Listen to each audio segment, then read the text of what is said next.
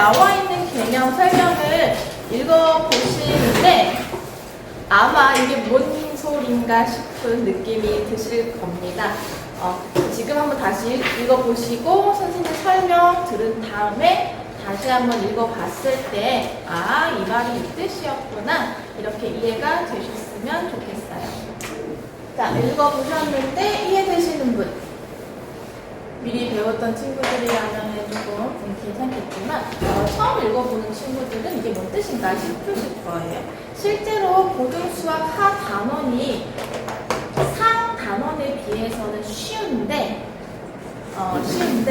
케이스지만 쉬운데 이제 학생들이 가장 어려워하는 부분을 손꼽으라고 하면은 여기 합성함수랑 다음 시간에 배울 역함수 여기를 좀 학생들이 어려워하는 편입니다. 개념도 어렵고 생소하고요. 또 이게 문제에 응용되게 될 때에는 더 이게 뭔 소리인가 싶을 정도거든요. 그래서 여기는 제가 천천히 설명을 해보려고 해요. 자, 칠판 한번 같이 보도록 할게요. 그러니까 무슨 얘기냐면은 예를 들어서 x에서 y로 대응을 하는 함수 f를 이렇게 제가 한번 정의를 해봤어요. 근데 g라고 하는 함수는 y를 정의역으로 해서 z로 대응을 하는 함수라고 해볼게요. 무슨 말이냐면은 지금 f라고 하는 함수는 x를 정의역으로 하고 y를 공역으로 하는 함수였는데 g라고 하는 함수는 y를 정의역으로 하고 g를 공역으로 하는 함수라는 얘기예요. 그러면은 대응이야 어떻게 하든 그러면 예를 들어서 이렇게 대응한다라고 가정을 해볼게요. 그러면은 자 f 함수에다가 1을 대입을 해서 나오는 함수 값은 b예요. 그리고 이 b를 다시 g 함수에다가 정의역으로 해서 대응시키면은 b에 대응하는 함수 값은 4가 되겠죠. 이해되셔요? 그럼 봐봐라. 이게 또 무슨 관계냐면 우리 함수의 정의가 뭐였냐면은 정의역의 원소 하나랑 공역의 원소 하나가 하나씩 대응을 하는 관계에 있는 함수라고 했거든요. 그럼 우리가 x를 정의역으로 하고 z를 공역으로 생각을 한다면 지금 요 두 개의 함수를 하나로 합쳐서 하나의 함수 생각할 수 있다는 거야. 그러니까 함수 두 개를 합쳐서 하나의 함수라고 생각을 하는 거지. 즉 1을 대응시키면 4가 나오는 함수. 또 2를 대응시키면 5가 나오는 하나의 함수로 생각을 할 수 있다는 거예요. 3을 대응시키면 b가 나오는 함수로 생각할 수 있다는 거예요. 그래서 그러한 함수를 우리가 합성함수라고 하는 겁니다. 그래서 쉽게 생각을 하자면 우리가 기호로는 어떻게 쓰냐면은 자 G 먼저 쓰시고 동그라미 조그맣게 하시고 F라고 쓸 거예요. 합성 함수를. 그러면 이거는 무슨 뜻이냐면 자 오른쪽에 있는 함수에 X를 먼저 대응시키는 겁니다. 즉 우리가 X를 먼저 F 함수에다가 대응을 시켜요. 그러고 나서 그 함수값, x에 대응하는 함수값을 다시 g 함수에 대응을 시키는 거예요. 즉 f 함수의 함수값을 다시 한번 g 함수에 대응시켜서 나오는 값이 합성함수의 함수값이라는 거죠. 제가 이거를 합성함수로 그럼 표현을 해볼게요. 자, G 얘는 뭐 동그라미로 있든 서클로 있든 합성함수로 있든 상관은 없습니다. 저는 그냥 합성이라고 읽을게요. 자, 여기 함수에다가 1을 대응시킬 거예요. 그러면은 먼저 F1의 값을 구하시고 그 값을 다시 한번 G 함수에다가 대응시킨다는 의미인 거죠. 그럼 우리가 F1의 값은 B니까 그 b를 다시 한번 g 함수에다가 대응시켜서 4라고 하는 최종적인 함수 값을 구해주면 되는 거다. 이게 합성 함수다라는 겁니다. 아시겠습니까? 자, 그럼 한 번 더 해볼까요? 그럼 g 합성 f 함수에서 우리가 2를 대응시키면 어떤 함수 값이 나오게 되는지 한번 살펴볼게요. 그러면은 f2를 먼저 구해주시면 c죠. 그래서 f2를 다시 g 함수에다가 대응시킬 겁니다. f2가 c니까 그럼 c는 g 함수에 의해서 뭐에 대응하겠죠? 이렇게 되는 것을 우리가 합성함수라고 하는 겁니다. 자, 그럼 다시 한번 교재의 설명을 읽어보시겠어요? 이제 좀 이해가 되시는지. 그러니까 정의라고 하는 것을 정확한 용어를 사용한 설명을 봤을 때 이해가 되셔야 돼요. 쉽게 이해를 하기 위해 나만의 언어로 생각하는 것도 좋지만 중요한 것은 정확한 용어를 사용한 문장을 이해하는 겁니다. 정의를 이해하는 겁니다. 걔가 이해가 되셔야 다양한 유형의 문제에 적용하실 수가 있어요. 자, 그럼 제가 지금은 이제 대응 관계를 벤 다이어그램으로 그려서 예를 들어가지고 설명드렸는데 그러면 실제 식을 한번 가지고 살펴보도록 할게요. 여기 fx는 3x 더하기 5라는 1차 함수, gx는 2x라고 하는 1차 함수로 제가 예를 들어 볼게요. 그러면은 g 합성 f를 하시게 되면 그 식이 어떻게 되는지를 살펴보도록 하겠습니다. 그럼 얘는요, 다시 한번 fx를 먼저 구하시고요. x를 f 함수에다가 대입을 해서 fx를 구하시고요. 얘를 g 함수에다가 한 번 더 대응시키는 거예요. 자, 그럼 봐봐요. g 함수에다가 fx를 대응시킨다는 말은 지금 gx의 변수는 x란 말이죠. 그래서 x 자리에다가 fx 3x 더하기 5를 대입한다는 의미인 거예요. 따라서 얘를 g 함수에다가 fx를 대입하게 되면은 2는 그대로 두시고 x 자리에다가 fx인 3x 더하기 5를 이렇게 대응시키면 된다는 얘기입니다. 그래서 계산해 주시면 2x 더하기 10 이렇게 되는 거죠. 이게 합성함수 g 합성 f 함수 식이 되는 거예요. 한 번 더 해볼게요. 이번에는 f 합성 g 함수 식을 구해보도록 하겠습니다. 그럼 자리가 바뀌었죠? 그러면은 역시 오른쪽에 있는 그러니까 x 가까이에 있는 함수에다가 먼저 대응을 하는 거예요. 그래서 gx를 구하시고 그 gx를 한 번 더 f 함수에다가 대응시키는 거죠. 이해되시겠습니까? 자, 그러면 이번에는 gx인 이 x를 fx의 변수인 x에다가 대입을 하시는 겁니다. 그러면은 개수는 그대로 적어주시고 괄호 열어서 이 x를 대입을 해주시면 되는 거예요.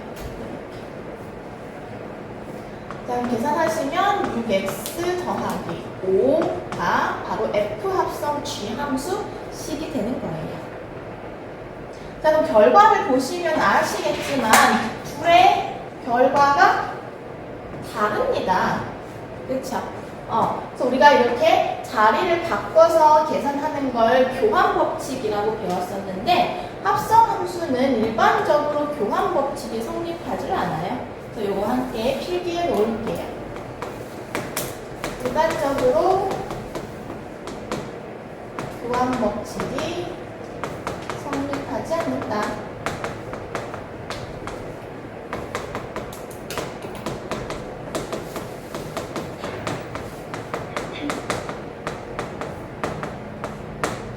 노란색으로 필기하는 거는 조금 더 중요한 내용이라는 의미겠죠? 자, 그러면 일반적으로라는 표현은 무슨 말이냐? 예외적으로 교환 법칙이 성립하는 케이스가 있기도 한데 그건 말 그대로 예외인 거고요. 일반적으로는 다 교환 법칙은 성립하지 않는다라고 생각하시면 되겠습니다. 그래서 이렇게 합성함수의 성질, 교환 법칙은 성립하지 않는다와 마찬가지로 합성함수의 성질들을 살펴보도록 할게요. 다음 장 넘어가 주세요. 그래서 왼쪽에 나와 있는 게 이제 교환 법칙에 대한 설명이고요. 네, 성립하지 않는다라고 나와 있습니다. 오른쪽에 나와 있는 거는 이제 결합 법칙에 대한 설명인데요. 역시 제가 칠판에다가 적어보고 있을 테니까 여러분들은 먼저 읽어보고 계세요. 자, 보도록 하겠습니다. 합성함수는 물론 3개 이상의 함수들도 얼마든지 합성을 하실 수가 있고요. 이렇게 함수가 여러 개 등장하는 경우에는 이제 이름들을 각각 뭐 H, F, G, H와 같은 식으로 붙여서 구분을 해주시면 돼요. 자, 그래서 결합법칙의 의미가 뭐였습니까? 그 연산을 하는 순서에 상관없이 그 결과가 같다가 결합법칙이었죠. 그 3개 이상의 함수를 합성을 할 때 앞에 있는 2개의 함수를 먼저 합성하고 뒤에 있는 함수를 합성한 것이랑 뒤에 있는 함수 2개를 먼저 합성을 하고 앞에 있는 함수를 합성한 것이랑 그 결과가 같다는 게 결합법칙이었죠. 결론 먼저 말씀드리면 결합법칙은 항상 성립합니다. 그래서 그게 왜 성립하는지 직접 한번 보여드릴게요. 자, 그러면 여기서는 요 가로 안에 있는 F 합성 G를 먼저 할 거예요. 그러면은 F 함수에다가 GX를 대응을 시켜야겠죠? 그리고 나서 여기에다가 이제 H 함수를 대응할 겁니다. 합성할 겁니다. 자, 그러면은 우선 gx라고 하는 함수 식을 x의 변수 자리에다가 대응하겠습니다. 대응한다는 게 대입하는 거예요. 이렇게. 지금 f랑 g를 합성한 겁니다. 이제 여기 함수에다가 h 함수를 대응시킬 거예요. 이렇게 쓰는 기호는 사실 없기는 한데 쓰자면 이렇게 같아서 이 함수의 변수에다가 h 함수를 대입하도록 할게요. 그러니까 어떤 느낌인 거냐면은 요 x 자리에 hx가 이렇게 들어가는 거예요. 항상 오른쪽에 있는 게 왼쪽에 있는 함수로 대응하는 겁니다. 대입하는 겁니다. 그럼 hx는 마이너스 2x였으니까 제곱을 하시면 4x제곱. 그래서 2 곱해주시면 8x제곱이 되시겠고 마이너스 1 되는 거죠. 자, 이번에는 뒤에 있는 거 2개를 먼저 합성을 해보도록 할게요. 그러면은 hx를 gx에다가 대입을 시키는 거죠. 그러면은 마이너스 2x를 gx의 변수에다가 대입하도록 하겠습니다. 이것도 이렇게 쓰면은 그러니까 gx 자리에다가 hx의 마이너스 2x를 이렇게 대입하겠다는 거죠. 마음 편하시게 되면은 4x 제곱이 되겠죠. 그럼 다시 f 함수에다가 4x 제곱을 대입하시면 되는 겁니다. 그러면은 2 곱하기 4x 제곱 마이너스 1이라서 똑같게 8x 제곱 마이너스 1이 되겠네요. 그죠? 네, 그래서 항상 합성함수의 결합법칙은 성립한다. 줄 쳐주세요. 자, 그래서 개념 설명은 이것만으로 끝인데 제가 너무 짧은 감이 있어가지고 합성함수와 관련된 성질 한 가지 더 필기를 해드릴 거고요. 그 다음에 뒤에 있는 예시 문제들을 풀어보면서 조금 더 감을 잡아보도록 할게요. 칠판 지우고 나서 성질 하나 더 필기할 거니까요. 밑에 공간에다가 필기해 주시면 되겠습니다. 자, 적어볼게요. 항등함수의 합성. 항등함수가 뭐였는지 잠깐 생각을 해보자면은 우리가 기호로는 보통 항등함수는 i라고 나타냅니다. 항등함수의 영어 이름이 identity 펑션이거든요. 그래서 그거 앞글자를 딴 거고요. 항등 함수는 뭐였냐면은 자기 자신이 나오는 함수였어요. 1 나오면 1 나오고 2 나오면 2 나오고 x 나오면 x 나오는 자기 자신에 대응하는 함수가 항등 함수였거든요. 그럼 항등 함수를 합성하게 되면 어떻게 되느냐? 역시 결론부터 말씀드리자면 변화가 없습니다. 변화가 없다. 즉 그대로 자기 자신이 나온다는 의미가 되겠어요.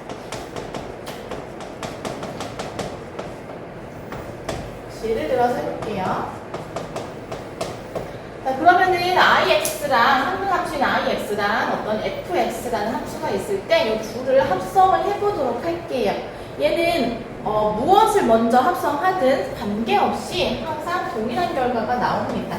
예를 들어서 f랑 i랑 합성을 해보도록 할게요. 그러면은 fx에다가 ix를 이렇게 대응을 시키면 되는데 ix는 말했다시피 자기 자신이니까 x 넣으면 x 나오는 함수입니다. 그러니까 그냥 fx가 돼요. 그러겠죠? 그럼 이번 두 번째 i 합성 f를 해볼게요.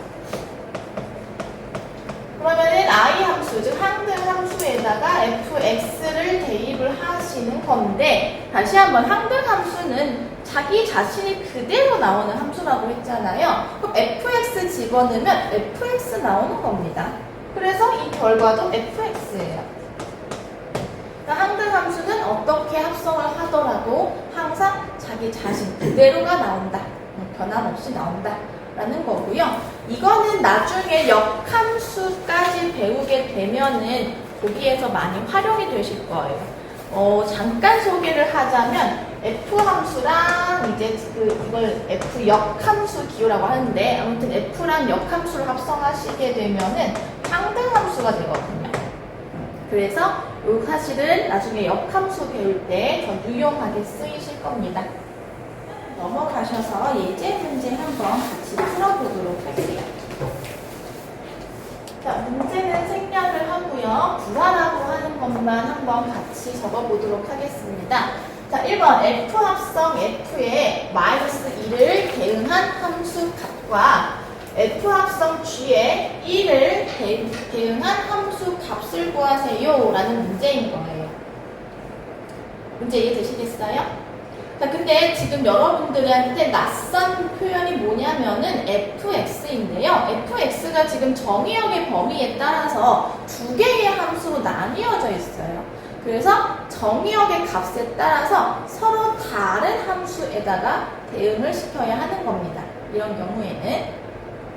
자, 그럼 칠판 한번 먼저 같이 보시겠습니까?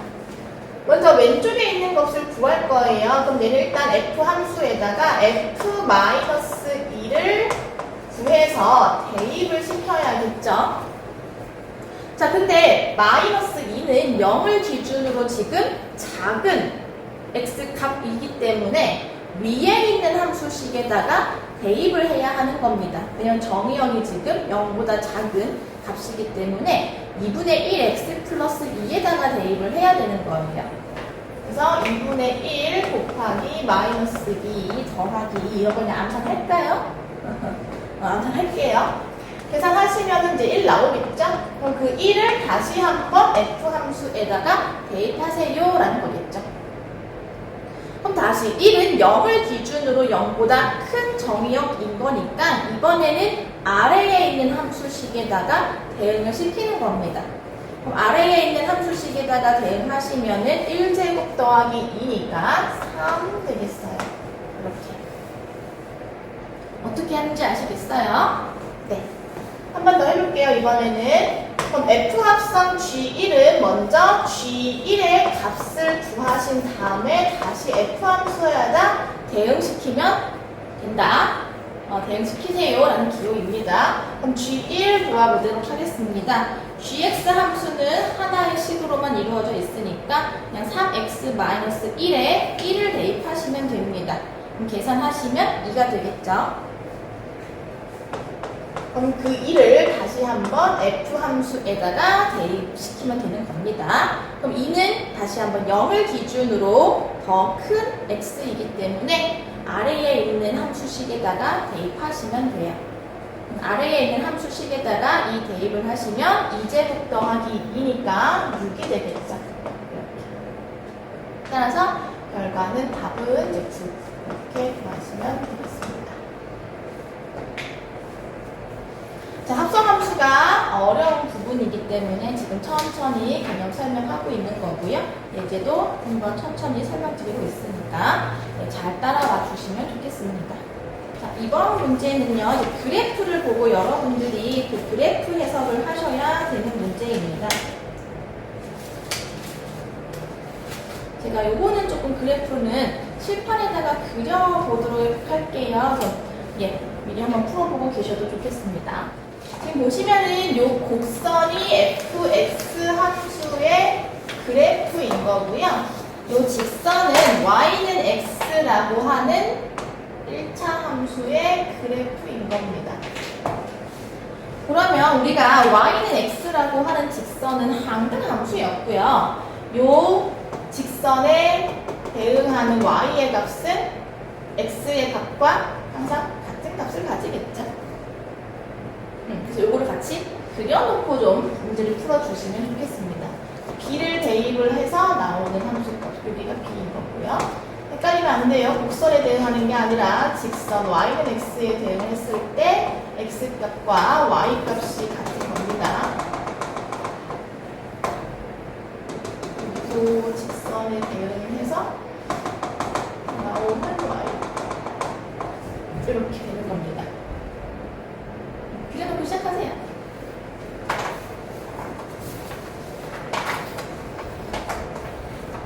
자, 그럼 다음에 이제 내가 이거는 안 적었네. 자, 1번 먼저 보도록 하겠습니다. 얘는 지금 F를 3번 합성했어요. 자기 자신은 여러 번 합성하실 수 있습니다. 상관없어요. 그러면 먼저 뭐부터 대입을 해야 되냐면은 요 2를 첫 번째 F 함수에다가 대입을 할게요. 그럼 함수값이 얼마가 나오느냐? 자, 그럼 2를 F 함수 그래프를 따라서 만나는 교점에 이제 y 좌표를 보시는 겁니다. 그게 함수값인 거죠. 그래프에서 만나는 교점의 y 좌표가 함수값인 겁니다. 그래서 F2는 D예요. 그러면 한 번 더. 이건 F2의 함수값이 D니까 이제 이 자리에 D를 대입을 하면 되는 겁니다. 오케이? 그럼 또 D를 대입을 해봐. D. X좌표에서 X축이 지금 정의역에 해당하는 축이니까요. X축에 있는 D가 FX 그래프에서 만나는 점의 Y좌표가 함수 값이 되는 거예요. 그래서 FD의 값은 C입니다. 그러니 그 C를 다시 한 번 더 F 함수에다가 대입을 하는 거예요. 또 C는 정의역에 있는 C니까 X축 위에 있는 C를 찾아서 얘가 FX 그래프랑 만나는 점, 그리고 그 점의 Y좌표를 보시면 답이 되는 거죠. 그래서 정답은 B 이런 식으로 그래프의 대응 관계를 확인해서 그 답을 구해주시면 됩니다. 자, 본인이 풀 답과 맞았는지 한번 잘 확인을 해봐 주세요. 자, 그 다음에 2번 풀어보셨나요? 풀어보셨나요? 볼게요. 이번에는 이제 함수 값을 알려주고 이 함수 값에 대응하는 x좌표 구하세요. 이런 문제가 되겠어요. 역시 천천히 하나하나 합성함수의 개념에 맞춰서 풀어보도록 할게요. 그럼 이건 무슨 뜻이냐면은 f 함수 자리에 fx를 대입시켰더니 그 함수 값이 c다라는 거잖아요.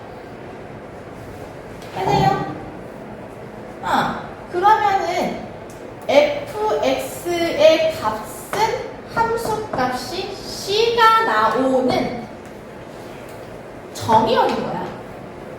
다시 그래프를 봐봐. 그럼 다시 그래프에서 함수 값은 Y값이니까 Y축에서 찾으시는 거예요. 그럼 함수 값이 C인 점은 fx 위에 있는 점은 요점이 되는 거야. 함수 값이 C인 점은 fx의 점은 요점이 되는 거예요. 그럼 이제 요점에 x좌표가 d네요. 한마디로 f에다가 d를 대입을 하면 c가 나온다는 말인 거죠. 이해되죠? 그러니 요 안에 있는 fx의 값은 얼마? d가 되는 거구나. 왜? c에 대응하는 x값은 d니까. 다시 y값 c에 대응하는 x, 정의역의 원소는 d니까 요 안에 있는 fx가 결국 뭐야? d였구나 라는 얘기인 거예요. 다시 요 안에 있는 게 얘가 fd가 c잖아. fd가 c인 거잖아. 그러니까 요 안에 있던 fx가 d였던 거구나. 이렇게 되는 거예요. 그럼 최종적으로 요 x를 구하고자 하는 거거든. 한 번 더. 자, 이번엔 y 값이 d인, 즉 y 좌표가 d인, y 좌표가 d인 fx 그래프 위에 있는 점을 찾아서 그 점의 정의역을 찾아주시면 이가 되겠습니다. 따라서 f2가 함수값이 d인 거니까 결과적으로 x는 2가 되는 거구나. 이렇게. 자, 이 3번 문제는 제가 시간 관계상 할까 말까 고민을 했던 문제인데 지금 시간이 여유가 있어가지고 이거까지 풀어보고 마무리할게요. 이것도 학생들이 합성함수 공부를 할 때 어려워하는 유형 중에 한 가지이고 그러면서도 이번은 특히나 잘 활용이 되는 좀 중요한 유형이라서 같이 한번 풀어보도록 하겠습니다. 자, 문제 적으셨으면 한번 풀어보도록 할게요. 지금 F 합성 H 했더니 GX가 나왔대요. 그러한 함수 HX를 구하신 다음에 이제 H3을 구하세요 라는 건데요. 그냥 HX만 일단 구해볼게요. 굳이 3까지 구하라고 하면 여기 문제서는 H3 구하라고 나와 있는데 HX 구하는 게 사실 목적인 거니까 번거롭게 H3 구하는 것부터는 생각하겠습니다. 자, 아무튼 그러면 요거는 어떻게 하면 풀어나가면 되느냐? 우리 합성 함수의 그냥 정의에 따라서 그대로 진행해 보도록 하겠습니다. F 합성 HX의 의는 뭡니까? HX를 구하신 다음에 그거를 F 함수에다가 대입시키면 걔가 GX가 나온다라는 의미가 되겠죠? 맞아요? 그런데 HX는 지금 뭔지 모르는 함수인 거니까 얘를 마치 미지수라고 생각을 하시고 이대로 fx에다가 대입을 하도록 할게요. 그러면 fx의 변수인 x 자리에다가 hx를 그대로 대입을 시키는 겁니다. 이렇게. 그게 gx라는 얘기인 거죠. 이렇게. 그냥 hx 자체를 하나의 미지수라고 생각을 하시고 계산하시면 돼요. 그러면은 우리 hx를 구하는 게 목적인 거니까 좌변에 있는 마이너스 2를 그대로 우변으로 이항시켜 주시면 끝. c가 나는 거죠. 그래서 뭐 h3 구하세요 하면 여기다가 x 자리에 3 대입을 해주시면 되는 거고요. 요거는 조금 쉬운 유형입니다. 어떤 거냐면은 지금 h가 합성 함수의 오른쪽 자리에 있을 때는 그냥 이렇게 간단하게 풀어주실 수가 있는데 이번 유형은 조금 또 달라요. 우리가 구하고자 하는 h 함수가 합성 함수의 왼쪽에 위치하고 있죠? 얘는 조금 더 복잡합니다. 자, 한번 보세요. 이번에는 H 합성 fx가 gx가 될 때 hx를 구하세요 라는 문제인 거예요. 어쨌든 이것도 합성 함수의 정의에 따라서 우리가 한번 풀어보도록 할게요. 그럼 얘는 fx를 정의역으로 해서 h 함수에다가 대입을 했더니 그 값이 gx다라는 얘기인 거예요. 이렇게. 자, 그래서 fx를 hx에 우리가 대입을 해야 하는데 hx가 뭔지 모른단 말이지. 대입을 못해. 그래서 학생들이 여기서 많이 어려움을 느끼는데 이때 이제 할 수 있는 방법이 뭐냐면은 치환인 거예요. 치환 해주시는 거예요. 치환 이용할 거예요. 자, 일단 fx식을 그대로 h함수식 괄호 안에다가 한번 넣어볼게요. 이렇게 hx를 그냥 fx를 fx식으로 그냥 바꿔 쓴 것 뿐입니다. 요거 이해되시겠어요? 그러면은 사실 여러분들이 그동안 이제 좀 어려워하는 문제에서 봤었을 법한 형태예요. 무슨 얘기냐면 우리가 그동안 문제를 풀 때 뭐 fx가 뭐 블라블라블라 무슨 식일 때 뭐 fx-1이 뭐 블라블라블라 어떻게 된다. 뭐 이때 뭐 fx 더하기 1은 어떻게 되느냐. 뭐 이런 문제 구하라고 하는 유형 있었잖아요. 사실 이게 그러니까 합성함수 꼴이었던 거지. 그동안 우리가 몰랐었지만 합성함수를 풀렀던 거야.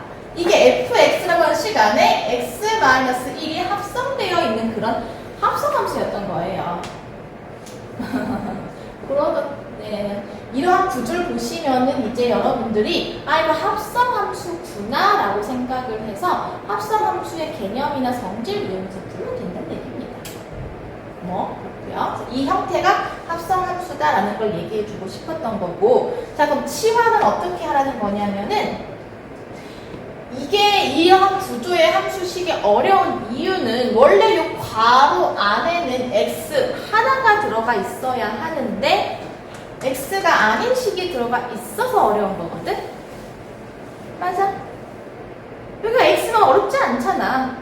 그치? 근데 x가 아니라 x-2라서 어려운 거니까 쉽게 x로 치환을 하는 얘기야. 근데 x-1을 x로 치환하면 헷갈리니까 t라고 치환을 해볼게요. 이렇게. t라고 치환을 해볼게요. 그럼 옆에 살짝 적어보겠습니다. x-2를 지금 t라고 치환을 했으니까 x는 t 더하기 2다. 맞아? 따라서 여기 우변에 있던 x 자리에는 t 더하기 2를 대입을 하는 거예요. 왜냐? 지금 변수를 지금 무슨 뜻인 거냐면은 원래는 변수가 x였던 거거든? 근데 그 변수를 내가 t로 바꾸겠다는 얘기야. 변수를 t로 바꾸겠다는 얘기야. 그럼 당연히 우변에 있는 요 x에 대한 식도 t에 대한 식으로 바꿔주셔야 돼. 그치? 그래서 요 x 자리 그대로 걸 2x제곱 플러스 1이라고 쓰면 안 된다는 얘기예요. 이 x를 t를 사용한 식으로 바꿔주셔야 되는 거예요. 그래서 x 자리에 t 더하기 2를 대입을 해주시는 겁니다. 그리고 나서 정리를 할게요. 한 번 더. t제곱 더하기 4, t 더하기 4 더하기 1 정리해주시면 2t제곱 8t 8 더하기 1이니까 9 이렇게 되는 거죠. 이게 ht의 식이다. 그럼 선생님 x 구하라고 했는데 ht를 구해버렸어요. 어떻게 하면 됩니까? 이거 x로 그냥 바꿔주면 됩니다. 따라서 hx는 2x제곱 8x 더하기 9. 이거 그냥 바꿔주면 다시 한번 얘기하지만 여기에서의 x나 t나 변수야. 그러니까 변하는 수를 대표한 어떤 상징적인 의미인 거지, 얘를 x로 쓰든 t로 쓰든 상관없다는 거야. 아니 그럼 선생님 바로 여기에서 그냥 x를 t로 바꿔버려도 되는 거 아닙니까? 근데 그건 안 되는 이유가 관계가 있잖아. x랑 지금 t의 관계가. 여기가 요 안에 있는 변수가 요 바깥에 있는 변수랑 똑같다면은 얘를 x로 바꾸든 t로 바꾸든 뭐 m으로 바꾸든 p로 바꾸든 관계없다 이거야. 변수만 잘 맞춰주시면, 여기 안에 있는 변수랑 이 밖에 있는 변수만 잘 맞춰주시면 된다는 거지. 그래서 ht를 구하신 다음에 여기에서 변수를 x로만 바꿔주시면 된다. 자, 다시. 그래서 이 두 번째 유형은 좀 치환을 이용을 해서 풀어야 되기 때문에 학생들이 어려워하는 유형입니다. 연습을 좀 여러 번 해주시길 바라고요. 이 치환을 해서 푸는 아이디어는 이제 여러분들이 앞으로 다른 단원에서 문제를 푸실 때에도 왕왕 등장하는 개념이니까 잘 기억을 해주세요.